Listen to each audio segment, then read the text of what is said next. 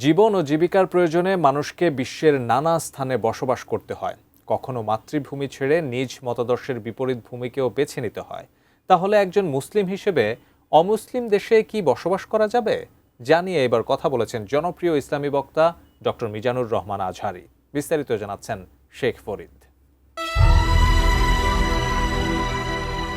জীবন জীবিকা, শিক্ষা বা চিকিৎসার প্রয়োজনে অনেক মুসলমানকে অমুসলিম দেশে বসবাস করতে হয়।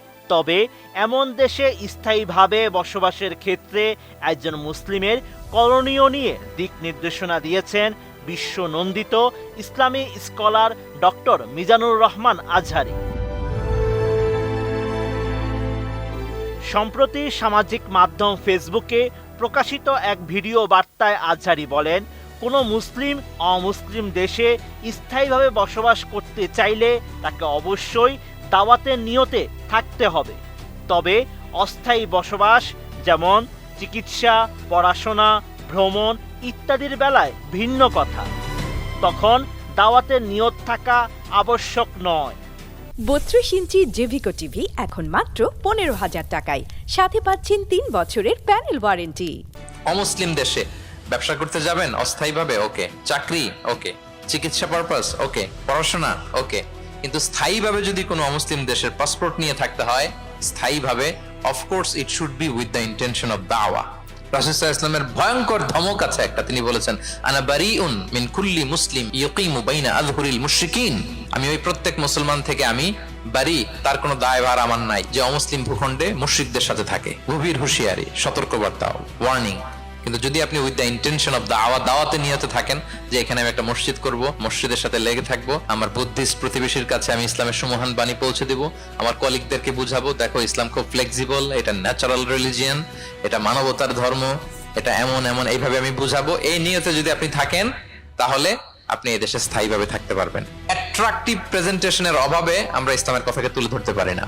ওরা যে মতবাদ, ওদের যে ডক্ট্রিন, ওদের যে আইডিওলজি, ওদের যে চিন্তা চেতনা, এই বস্তা পচা মতবাদকে ওরা সুন্দরভাবে বিউটিফাই করে, ফান্ডিং করে এমন প্যাট্রনেজের সাথে গোটা বিশ্বে আনে, চোখ ধাঁধানো মনে হয়। কিন্তু আমাদের প্রপার প্রেজেন্টেশনের কারণে আমরা ইসলামকে নন মুসলিম বন্ধুদের কাছে তুলে ধরতে পারি না। অমুসলিম দেশে বসবাসরত মুসলিমদের ধর্মীয় দায়িত্বের আলোচনায় বিশ্বনন্দিত এই তরুণ স্কলার বলেন, যারা অমুসলিম দেশে বসবাস করে প্রত্যেকে জানা থাকা দরকার মুসলমানদের প্রত্যেকেই ইসলামের প্রতিনিধি। প্রত্যেকে আমরা ইসলামিক অ্যাম্বাসেডর।